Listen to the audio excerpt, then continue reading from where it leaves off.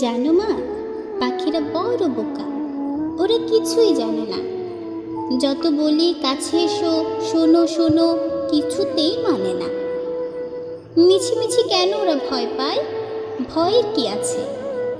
বোঝে না বোকারা। আমি ভালোবাসি তাই ডাকি কাছে।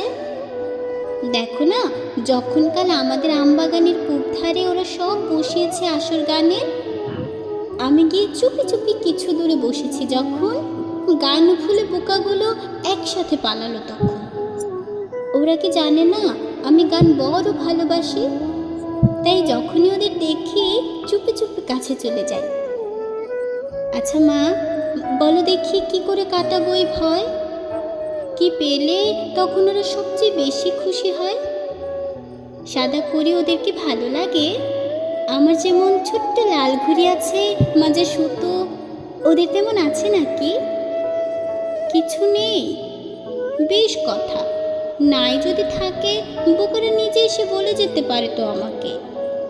আমি তো দিতেই চাই, বোকারা যে কখনো আসে না। জানি ওরা পাখি কিনা মানুষকে ভালোই বাসে না। বলো না মা, কি করলে পাখিরাও খুব ভালোবাসে? কি করলে পাখিরাও ভালোবেসে খুব কাছে আসে?